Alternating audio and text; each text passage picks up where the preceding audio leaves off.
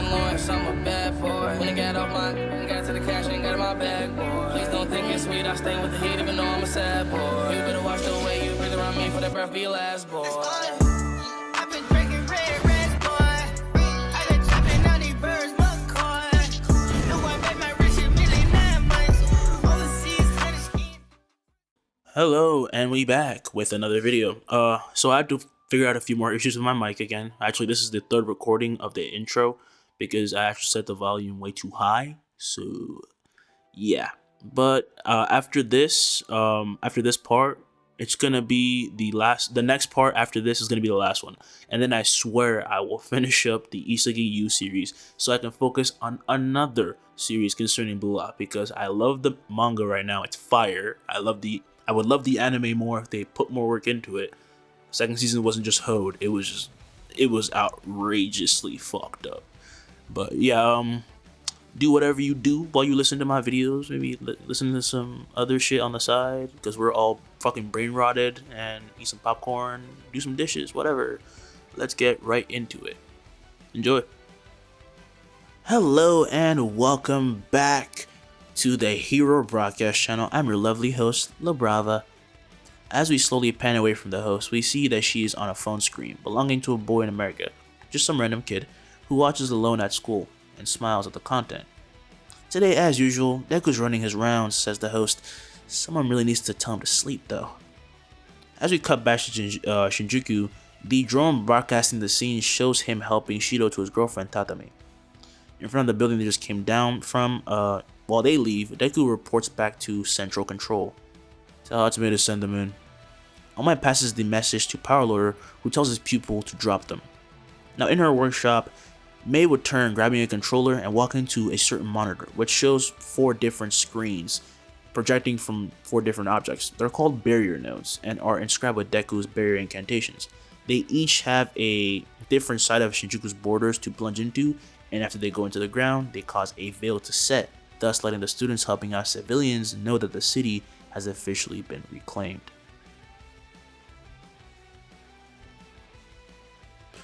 UA dorms, 6 p.m. 1A returns exhausted, already taking off their costumes and falling on their couches or quickly heading up to take a shower. Deku, however, heads to the kitchen. The one cuts it on. Me, put extra sauce on mine, please. Kachan, cutting board. I'm starting to hate that goddamn knife. Give it here. As they each pitch in, they also take turns to shower and come back until they gather to eat in the dining room. So, how many cities is that now? Asks Sue. 10 and 5,000 convicts, I believe, says Ida. Woo! Halfway there, Shato Chako. Ida says, we have a late date tomorrow, so take advantage today and hang out with your loved ones. Mina will then pass a smirk at Uraraka, who tells her to shut up, at which point she notices Deku having quickly turned his gaze away from her, and she blushes. Hey, I'm building a little romance, you know what I'm saying? Just keep watching. Next day, Ganma Gymnasium, 7 a.m. Combat training takes place today, with Deku subbing in for Ectoplasm with all his clones. No quirks involved, just straight physical combat. Deku knows all manners of ways to fight and just fuck you up. He learned a bit of wrestling, taekwondo, and is pretty flexible, so he teaches them some maneuvers. And due to his body and brain being one that hold a technique, much like Yuji, he absorbs the experiences of all the previous users. The way they fight and the way they move in general is now all ingrained in him. As he stands physically, he's like the strongest user ever. Like, he will bust up some shit if he wants to. And he can use one for all without any strain now. But of course, he doesn't throw out smashes like his predecessor, because it's just not how he fights. He will always limit himself like normally, because using too much can cause collateral damage around him. And he's just better at upfront combat. But if it comes to hand-to-hand, yeah, no one in this series can match him now. He's like the Yuji of this series. Physical combat is his shit. From the shrine, Hikage, the 4th user, sees through the looking glass. It's their vision through Midoriya, how we describe them seeing to the outer world. And behind him, we can see the other users have become quite acquainted with the Shikigami. Some of them are playing chess, or chilling, or just talking, or fighting. There's a lot of that going around, actually. He then hears 4th, yes, As the second user walks up, he asks what's wrong because Hikage seems to be in a daze, and he responds, "This system we have here. Well, I'm wondering what it means for us. What's the end goal for us, I mean? You're worried about our souls? I've never been more confident in defeating All for One, but even I would like to be put to rest.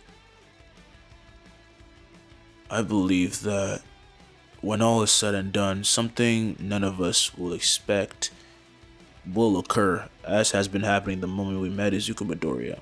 I don't know if it's a good or a bad thing. This is the most I've heard you talk, I believe. Blame Max Elephant." A week later, along the streets of a rainy day, we follow Ida and Mineta as they patrol. It's night, and they're making sure that everything here is clear so they can secure it and just, be done so. However, they feel something is off just then, and Ida grabs Mineta and speeds off forward. As they look back, a massive hulking, half lizard, half man had crashed where they stood. Holy shit! Language, but yes, quite appropriate. All for One wants you dead, and you had the gall to come out here alone. Huh?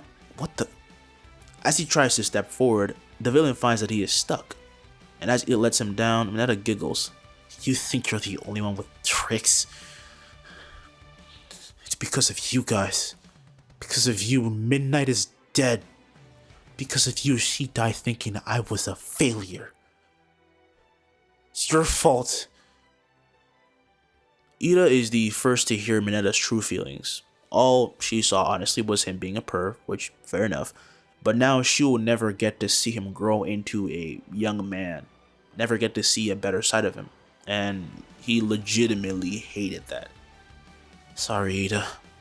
No, let's finish him and go. And for the record, Midnight thought no such thing."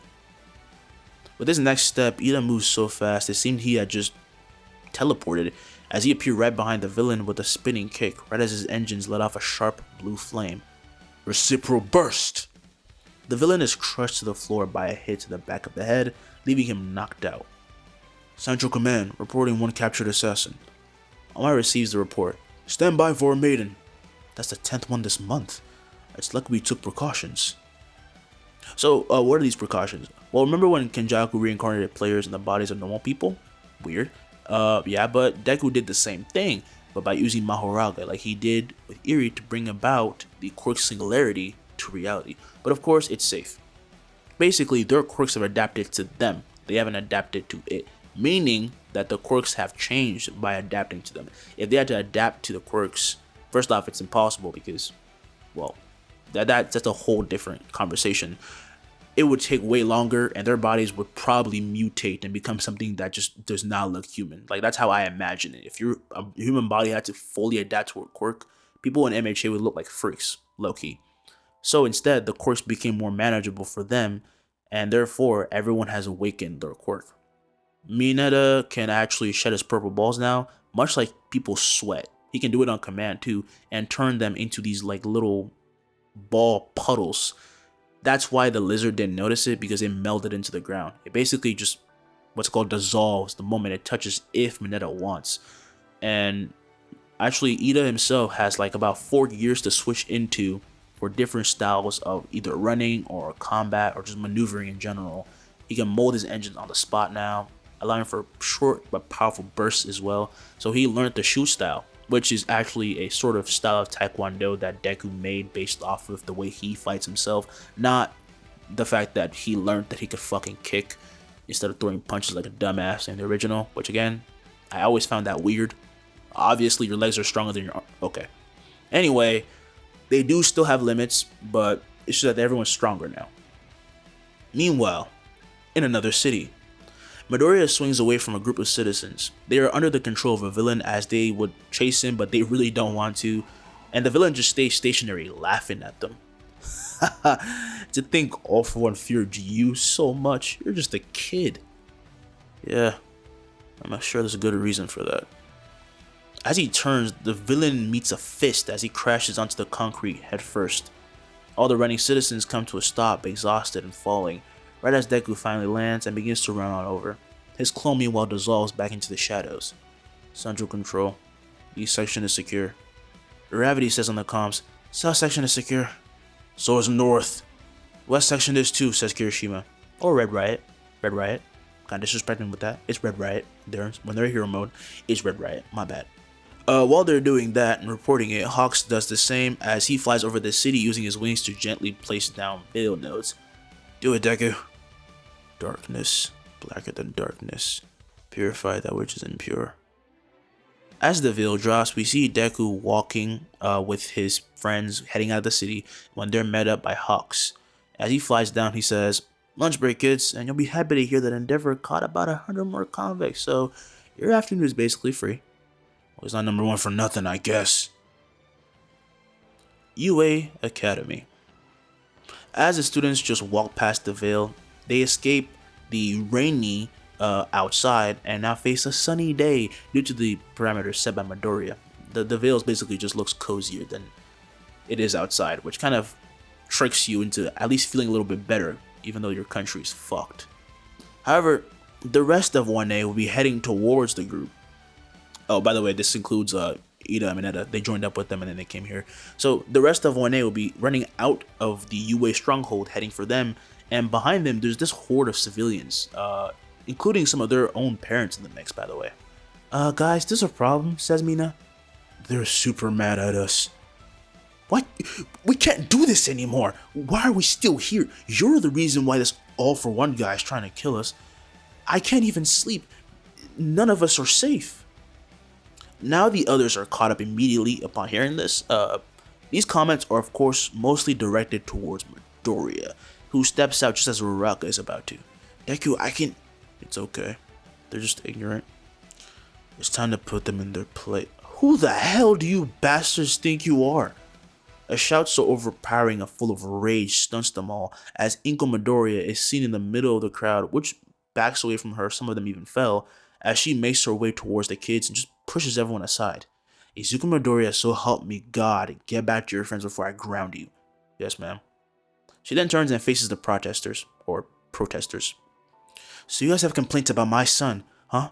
You're shameful, calling yourselves adults. I have seen a number of you talking amongst yourselves like no one can hear you. These kids, my kid, they're putting their lives on the line every day. Just stepping out of this barrier is practically a death sentence. It's lucky they're strong. This barrier was made by my son for you, and you don't respect it. This is the first they ever heard of Izuku having made the barrier, but it's true that they're also being ignorant and are staying ignorant. If they actually interacted with people instead of just cowering in fear, which they had been doing for the past few days, they would have learned very easily that the operations around here revolve around our boy. But yeah, they're just staying ignorant. Every shelter has dealt with this, by the way, but they got over it super quick because, well, they had other heroes who never met Izuku, but have they've met Izuku obviously, but they just hearing it from someone else that a kid is trying to help you that much, and you don't even know them, and they're basically being hunted, it gives you a different perspective. These people are housing Izuku in their shelter, so the situation is a little different because they're basically the main target for villains. Not that they're getting attacked, because they're basically being perfectly protected, but that's what makes this so annoying. And Inko continues her rant. We are not in the same world anymore. We don't get to just rest on our asses and just think everything will be okay. That's how we ended up in this situation to begin with. Can we all take a second and be grown up? I agree with her. From the crowd comes forward an old man that Deku remembers seeing by the train station. For years I feel like heroes have been put on this pedestal and we act like spectators at a show, doing nothing. This young man shouldn't have to leave because we're afraid. We should all step up. Actually, everyone looks to Izuku who says, I was gonna say we're already moving. Inga looks back shocked. What? No, you don't have to. It's okay. We all made the decision together, says Mina. The look on the kids' faces showed the resolve. It's clear they're gonna do what they gotta do, and they're not gonna be stopped by anyone. We simply didn't want to alert any of you, any more than we already have. We're sorry if you feel threatened. But I personally don't give a damn about those who think in that way.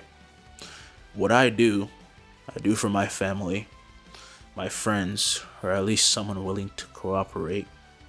We have recaptured damn near half of all criminals who've escaped Tartarus. Not villains, criminals.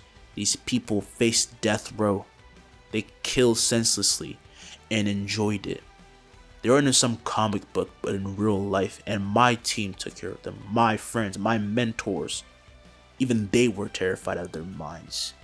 Other kids in other academies are out there doing the same thing as we are, as we speak. But yeah, sorry, you're scared. It's this exact cowardice that created the villain known as Shigaraki Tomura. This is the first time any of them have actually heard Deku speak, because as you can tell, he speaks in a very low tone, and he's never spoken with truer words. There's nothing more they can say. He's not a machine. They're just kids trying to help out, and if they can't see that, they might as well just step out the barrier, because like Deku said, he don't give a damn. Right now, you're gonna save the ones that you can, not the people that don't want to help themselves. That night, before the team left the next day, Deku does what he always did and headed out on a very late patrol. It was night and raining, with only All Might being on his tail in a souped out car keeping track of him as he flew through the city in Nue form. Deku, I think that's quite enough. Checking his comms, he lands on the roof saying, "Yeah, I agree, I think." He suddenly then dips his head to the side, avoiding a projectile. All Might suddenly sees his GPS tracking has gone offline, and his car would explode, or more so, it was detonated by something hitting from outside. Meanwhile, Deku turns and holds up his claws towards Lady Nagant. She's about a mile away, standing atop a building. She demanded, "You're coming with me. You're kidding, right?" Another bullet is fired, and then another, But simply speaking, this is very easy. He dodges it and avoids it with ease with the eyes of the morning tiger, allowing for easy tracking of the projectiles. Nagant is shocked as her bullets move way faster than sound, but for Deku, that's child's play. However, she starts to back away as her greatest advantage is the distance she put between them. Huh? Where is he?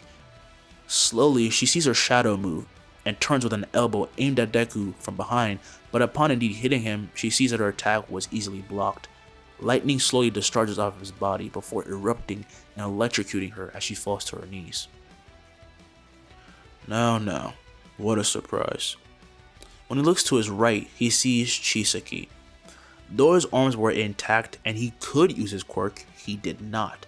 Left so scarred, not physically but emotionally, made him unable to act. You sided with All for One. Surprising. With the whip of his hands, as he motions it, his black whip erupts, grabbing a hold of and restraining him. Wait, I didn't come here to fight. I don't care. No, I need to speak to him, to the boss. I'll do any... You don't get to make demands after what you did. Be happy I'm not allowed to kill you. Want forgiveness? Apologize to Eri. Until then, you're in timeout. He would then begin to sink into the shrine and prison as Deku then turns to Lady Nagant. She was barely conscious and twitching. The hero turned assassin. I want you to know I'm sorry. The things I did, I don't need sympathy for it. It's not sympathy, it's empathy. There is a difference. 9th. The visage of the first user shows beside him, saying that he senses remains of his brother in her body. As he fades, her skin begins to crack as she smiles, accepting her end. She ended up just being another pawn, once again. In her heart, she knew this is how it would end. Hold on. Grabbing her hand, he holds her pointer finger. Okay, this is gonna hurt a lot. I need to cut your finger off. What? This is exclaimed by her and the previous users who ask why. Madoka then says that she will explain it. Quirks are part of you and part of your soul, just like your souls have entered One for All. He can use One for All in reverse to gather that part of her, or that part of her soul, and the power belonging to All for One will be ripped off and disposed of. Does that make any sense? If I don't do this, you will explode, Lady Nagant. So grit your teeth, says Deku. Slowly, this dark corrosion begins to gather to her finger right as he rips it off. Her screams are so loud that All Might from afar heard it. Of course he's okay, he's a goat. That same finger, however, is then healed whilst the finger that is thrown away explodes as he covers her quickly. The sick bastard. Why? Why? Just let me die already. He then gets off of her, saying, I'm selfish that way. You're not much different. It only ends this way if you choose to let it. That's what he wants. But I see things differently. As he lands behind them, All Might asks if he's okay. I heard quite the scream. I'm always okay. She needs a hospital. My lightning ripped through her innards. All Might calls Central Control and they're gonna move her in and take her to a hospital. This severe case of hero syndrome you got, that Chisaki told me about, it will kill you, Izuku Midoriya. I'll tell you a little something. I haven't even told All Might this.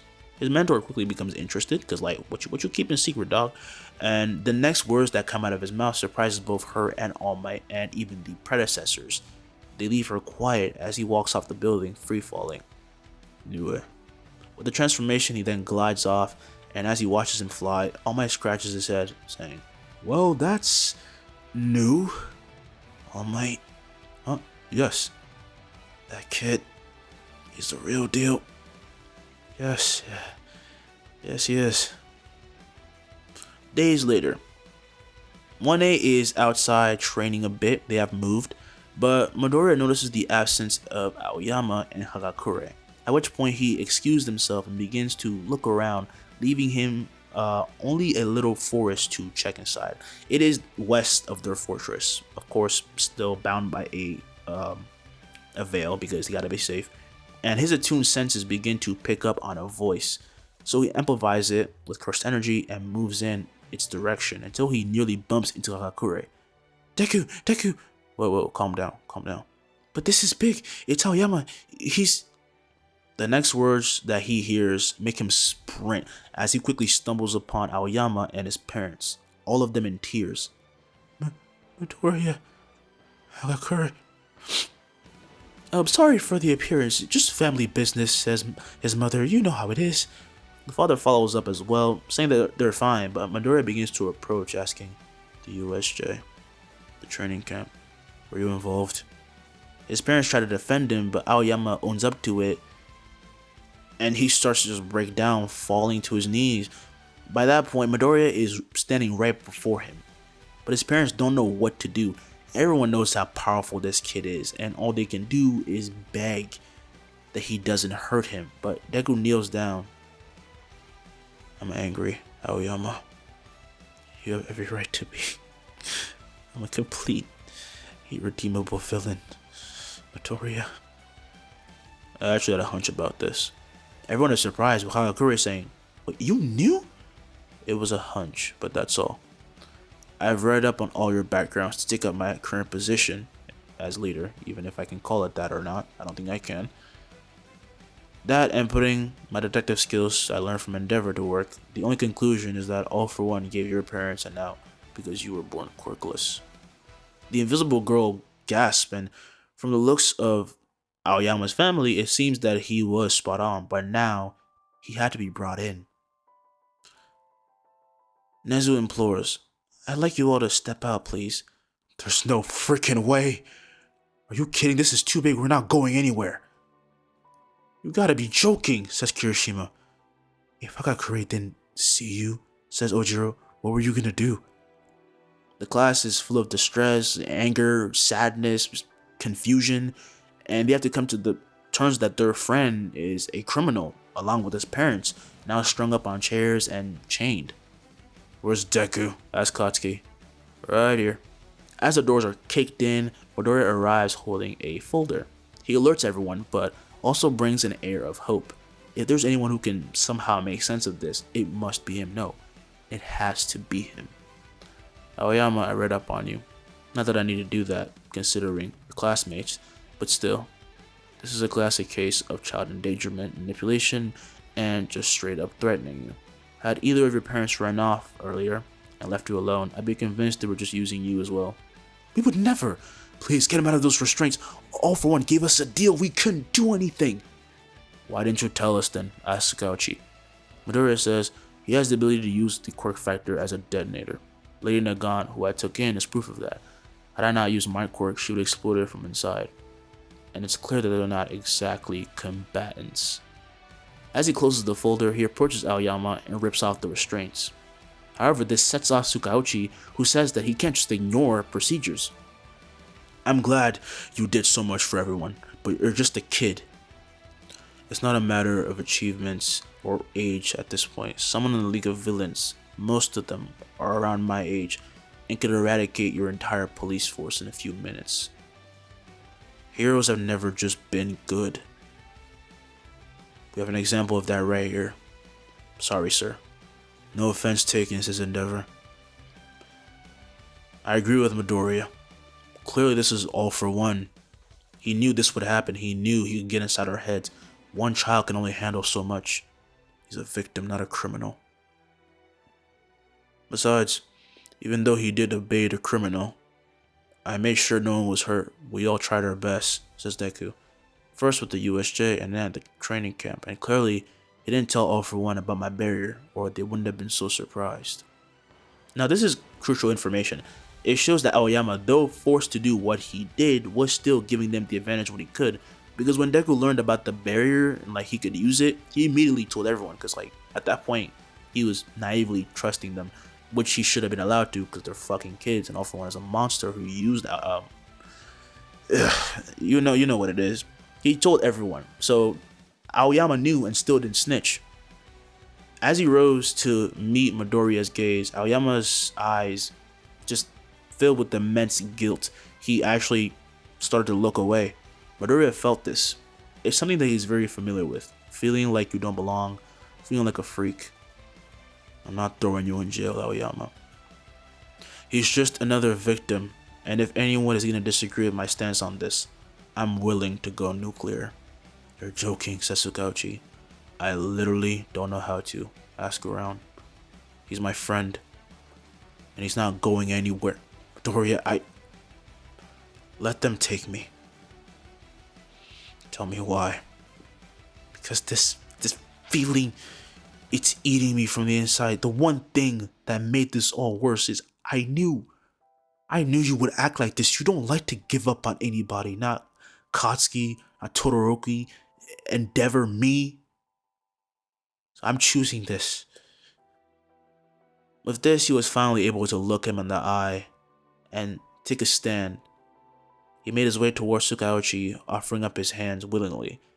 He is then taken prisoner and is about to be taken away, as are his parents.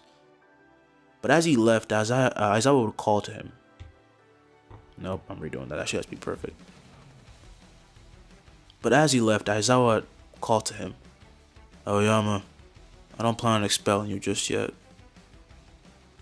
He doesn't understand why he couldn't hold back any of the tears. He was running out of them damn near, honestly. Truly, no one thought of abandoning him. I don't deserve any of you. His parents would go with him and they are taken away, but they're all seen as victims in all this, so they'll only be held for a few days, especially Aoyama. And then he'll be released. And one day, well, they went back to their dorms, acted kind of normal, but inside all of them, there was this burning rage, and now it was literally personal. They took Midnight, almost took Aizawa, and they practically tortured Aoyama his entire life at this point. Immediately, the plan to move to a new fortress, which was already put in action, begins to also start up this new idea of how to combat the villains. So everything's full throttle. They're building new equipment, and a scale for a new battle is put into action. It's time to really hit the villains. But on a random day, Midoriya is called by Aoyama to a parking lot. The city is Motsutafu, that's where they're meeting, the same city which has UA Academy nearby, but of course they're a bit far from it for obvious reasons. And as he arrives, Aoyama, what are you doing out here?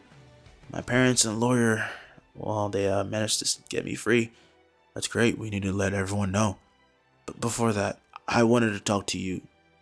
Actually, funny enough, this judicial system is still in place even with all this horribleness happening.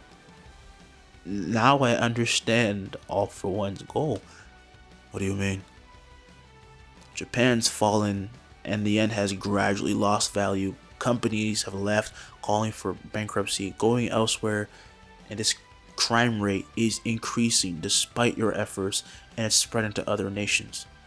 The nations will become desperate, and what do you think happens when someone who just shows up and can give out quirks just hands them an offer? To them, someone like that would resemble a deity. A huge stretch. We're still here. That's not gonna happen. I know you won't stop. None of you, because that's how you are. And that's why this was my only choice. Suddenly, the self-proclaimed demon lord descends from the skies as Aoyama cries. In the end, I just can't let my family die, Midoriya. I can't. Aoyama, you didn't. Good. You delivered him as promised. It must have been tough. Backstabbing your friends. You really surpassed my expectations. All for One, you're just in time. Aoyama would fire his naval laser at Midoriya, only for him to strike it and send it flying towards the villain at speeds he could not counter. He is sent crashing to the floor, tearing through it as he barely stops himself. Right then he holds up his arm again, blocking another naval laser, but noticed Aoyama had fired it of his own volition. You insolent wretch. You threatened my maman et papa. Aujourd'hui tu vas payer. Translation, you're fucked. Cute. But you think you underestimate me so much. You came alone, Midoriya. Your cavalry will never make it, whereas I... The same sludge which swept up and saved the villains at the previous battle erupts and passes through it an army of villains left and right on sight. They didn't just look different. Their resolve, everything that they had, was put out that day. It was immeasurable. They knew what they were here to do. But like Aoyama said, he's gonna pay. Also, I know a little bit of French in case that surprised some of y'all. I know what I'm talking about. A massive portal of light warps right behind the two boys and expands, shifting and wafting through the air as it gets larger and larger. From it, heroes would arrive as well. Monoma the Phantom Thief can't help but revel in such a joyous moment where he finally gets to shine as well. But when he starts to go a little cuckoo crazy, he's struck in the back of the head by Shirakumo, who's helping him. Focus, this can't fail, kid. Then we can go and gloat all we want. I like the way you think, he says. Izuku Midoriya, I will enjoy taking your quirk, shouts All for One. For someone like All for One, perfection isn't needed, but reparation, especially when it comes to vessels, is very necessary. And aside from Monoma replicating his warp, Shirakumo himself was present, fully restored, and already rejoining the fight. This means that Deku was able to not only bring him back, but restore his quirk, make it stronger, and make sure that there was no physical or mental things that have been holding him back since he returned from being a Nomu, and they aren't affecting him now. He basically perfected what All for One has been trying to do casually. Central Command obviously planned for this though, but Dabi, being the wild card he is, would be the first to attack with a massive wave of flames despite Shigaraki's concerns. This wave of flames, however, is met by Todoroki's piercing heaven wall. As if I let you. Shoto and good old dad, this is a whole party. Along with Todoroki's arrival comes that of 1A's, right as from below, the villains are encased by metal domes that erupt from beneath the infrastructure. This traps them all immediately, and this is when the action starts to go. This is a Central Command, shouts Tsukauchi. Branch away from UA and split up. I repeat, split up. While the current portal is maintained by the Phantom Thief, Shirakumo makes another massive one behind the trapped villains, which everyone available begins to run for to push them into. But some villains would break out, not fully but enough to start retaliating. Ha, that didn't even last 3 seconds, shouts Dabi. Hero after hero push past Deku and run and use everything they can to put them in there. Deku will then ground himself, holding his arms forward. You talk way too much. Chimera Shadow Prison. His shadow widens from below, encompassing below everyone, and firing massive chains of energy towards the villains, wrapping them and pulling them into the portal, helping everyone, allowing for them to be plunged into the portal, whether that be with the help of explosions from people like Bakugo or physical strength as per people's capabilities, just helping out however they can. With more training, Midoriya can now use the move without needing to use the binding vow jumping into the air, by the way. And if you're wondering the reason why Shirakumo didn't just like warp around the villains, which would have been way easier, that move drains him a little bit right now. He is technically in top shape, but they're going to be using him a lot. So he needs to save that move for when it really matters. After all, I mean, I gotta have some limitations to this plan. Everything's not perfect, but hey, they're gonna win anyway. Now, Monoma is told to regroup with Aizawa. Meanwhile, Shirakumo heads to Gunga Mountain to supply more heroes for the battle, which would it'll be a wild battle because we all know what's happening over there. Alright, let's fuck it up, shouts Dynamite. Right then, however, Midoriya is pulled to his right and looks. He sees darkness. A portal, he thinks. He enters it right as Dynamite turns to see it. What? Deku! What is it, Dynamite? Asks All Might. Someone just nabbed Deku. I repeat, someone just nabbed that goddamn nerd. All Might and Tsukauchi understand that this is bad, but they tell him to head to his position like everyone else and tell Best Genius that while they get in contact with Deku to just do what they're supposed to. So he does what he's supposed to do and heads for the battle against Shigaraki. Deku! Deku! Shouts All Might. I'm here, Central Command. A battle ensues between Nomus and villains against heroes at Octo Island right on its shores as Midoriya moves forward towards one. One being Moonfish, a villain with bladed teeth that fired into the water and speared towards him only to be shattered on impact as he gains the antlers of Madoka Deer, nullifying his quirk. He then disappeared and appeared above him with a dropkick which craters him instantly. The pressure rose a wave which then crashed into Froppy, who then noticed him. Deku? Complications occurred. Whoa! He sways back, avoiding the armament of a high-level Nomu, who he then holds a flick towards before releasing it and turning it to paste with an Air Force strike, much to the shock of villains, as that was supposed to be a very important tool for battle. But they have no time to worry about that, and Deku would start to focus on his own thing. Heroes would take advantage and gang up on them, and Uraraka would then run up to him, saying to just go. We got it from here. He nods, but right as he's about to leave, he would feel a presence. He looks back, avoiding the strikes of Himiko Toga. Wait, please don't go. I have to tell you something. As he regains footing, Uraraka thinks to herself, I have a bad feeling about this. With her next words, Toga confesses her love for Midoriya, a confession which came at a very bad time, obviously, but Deku didn't even look bothered. He actually got off battle stance. He then proceeded to bow. Sorry, I already have a girlfriend. Oh, what? Who is it? She's right behind me. Toga with a look of shock looks to Ochako, who shouts, Is this really the time for this? No, certainly not, but it'd be rude to not reply properly. Deku! Sorry. The crashing waves begin to ramp up even more, and just then, Toga uses it to hide before she would then ask, Say, hero, what do you want to do to me? That question again, thinks Uraraka. Deku remains unmoving as his eyes go up and down, left and right, still able to track her with ease, and with a backhand swing to his right, he blows away the waves obstructing his view, revealing a stunned Toga who was about to attack, right as Uraraka runs past him. What do I want to do to you? I don't even know who you are. Toga then takes a kick to her stomach, throwing her into the sea. Go, shouts Uravity. I got this. Alright. Taking to the sky with a leap, he sprouts his Nue wings and takes on a full form as he begins to build up speed and pierces the sound barrier, leaving the battlefield. I'm on the way to Troy right now. A few minutes passed whilst all the battles took place, and Deku hears that Todoroki won his battle, saying, Of course he did. Deploy it. Copy. Deploy clone. Gunga Mountain. What's that look for? Asked All for One. Do you feel relief regret, sorrow. Don't listen to him, shouts Hawks. Letting your child handle your consequences. This is why you can't be number one. Gah!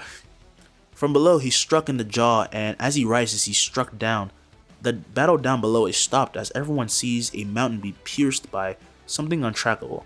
This would be All For One himself, who, as he looks up, is shocked to find. He's here, says Shirakumo. You, Izuku Midoriya.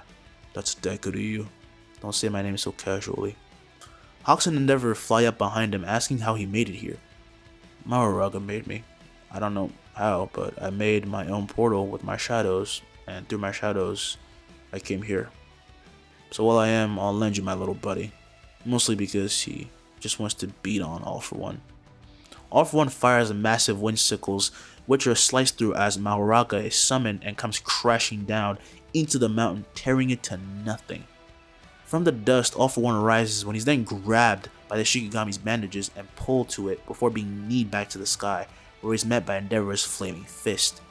Ha! Where's all that bravado now? Shouts Maho. Deku flies down towards Shirakumo meanwhile, telling him that he needs to go. So whilst he's battling, he creates a portal before Deku and he enters it, warping away and dropping into the main scene that he's needed at. What the hell is he?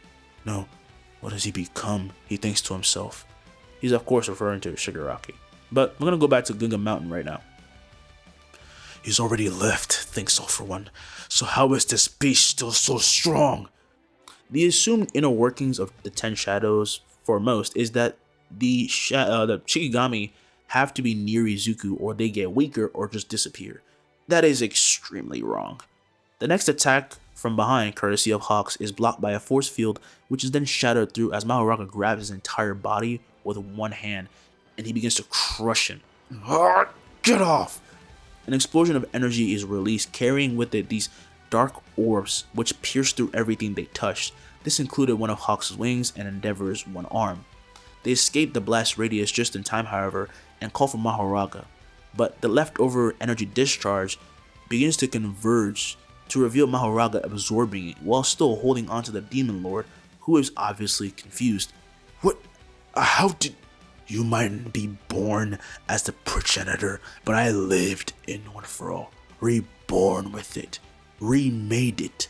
I already adapted to you. With a swing, he throws him, like chucks him far away, and then he looks back to Endeavor and Hawks, who are clearly injured. He would then cock back his fist and swing, releasing blasts of positive energy, which collide with them and heal them forcefully, which leaves them in pain, but at least they're healed now. Sorry, but the pain won't last. It's fine, we can't let up. Agreed, said Hawks. Mahoraga would smirk as he begins to fly towards All For One, remarking, You idiots ain't so bad after all. When All For One managed to stop himself, he already sees before him, or about to attack him, what he can only describe as hungry beasts aiming to tear him apart. This may be tougher than I thought, he thinks to himself. Meanwhile, at Kamino Ward, Kanagawa Prefecture, we see it is now half frozen over, and as it starts to recover, a code clone is called in. By the way, this is the aftermath of Dabi versus Todoroki. For those of you who don't know the exact city, I went back to the manga a lot. A Deku clone is dropped from a helicopter, sprouting wings, but now going full Nue. But then it stops, going away, letting go of the Nue transformation. My bad, I'm describing this very badly, and going full Madoka Deer. Madoka Deer, maximum technique, healing sanctuary. Luminous particles of light begin to spread all across, creating this Aurea Borealis effect in the air, and this heals everyone indiscriminately. And yes, that means Dabi as well. That's kind of the binding valve for this. But at this point, he's already reached clarity, and also he cannot move anyway. He's legitimately screwed. But as he reaches this moment of clarity, we're gonna go a few moments back, sort of a flashback. Dabi stands in an inferno of his own making, only being approached by those who can handle this intense heat. This meaning the Psychickers, or obviously Todoroki, who is at the forefront of all this. It's ironic though, because while he starts this villainous rant he's about to go on, he hangs off of the statue of All Might. You know, it's pretty nostalgic as a sight. I only started making my move after that battle at Hosu. Our so-called father, all he could do was just muster his third son. This is all he had in the tank. He must have lost it. Outside the whirling inferno, Ida is trying to reach Todoroki, and everyone else is fighting. There's mayhem everywhere, but he just cannot go in there, like it's too hot. Dabi, says Todoroki, I'm not here because I was ordered to, but because I chose to. And you don't see how that makes you his puppet? If I get to stop you, then so be it. Alright. But let me tell you something. Not only is this the dumbest plan ever, but you're screwed. This isn't some battle that needs to end. All of this is a result of bastards like me that want to change the world finally exploding, releasing all that pent-up aggression, the absolute limit of supernatural society. That's what we are. So that's why you couldn't come back home, or you didn't bother to even knock at the door. God, you're an annoying little brother. I'm trying to kill you. You better not miss then. Present. Troy. Took you long enough, shouts Dynamite. The moment he had dropped in, Deku saw the mutation that was Shigaraki now. His flesh endlessly replicated itself and kept gigantifying to the point where his body had become part of the landscape. Miruko, Bastiones, Dynamite, Edgeshot, Eraserhead, Phantom Thief all struggled to contain this monstrosity along with the people who were working with the Hero Corps to keep Troy afloat to begin with. But the moment that he arrived as well, everything changed because Shigaraki stopped laughing maniacally, stopped ranting, stopped being crazy. He became laser focused and only looked at him. The ground, the moment he takes a leap off of it, is destroyed as he crashes into Deku's face with a kick, and yet he's the one that's blown back, noticing that his leg had been ripped to shreds. However, in the same instance, it heals as he proceeds to then riddle blow after blow into Deku until his fist is caught and he's sent flying by a blast of lightning. Took you long enough, Deku! Sorry, I got held up. Shall we? Shigaraki slams into the electrified walls of the dome and once again is shocked, like when he first tried to escape. And as he begins to fall, he saw that waiting for him was only Deku and Dynamite, hovering in the air. Dynamite now bearing the appearance alike to Morning Tiger, in that his blonde hair had now, been covered with black stripes and spots, along with the fact that he now had huge canines, like his teeth were massive now, and internally his muscle density and tensile strength had been quadrupled, as has his bone density. He's just strong as hell right now. I'm never doing this again. Central Command, retreat all personnel. Me and Dynamite are ending this. As the others begin to run and leave, Shirakumo arrives and warps them away, now leaving only the three to battle. It's a beautiful day out, don't you think? Asked Shigaraki. What has Shigaraki become? Will All For One be stopped? Find out in the next part of Boku no Hero Academia. It's been your boy. Hope you enjoyed. And peace. I'm gone.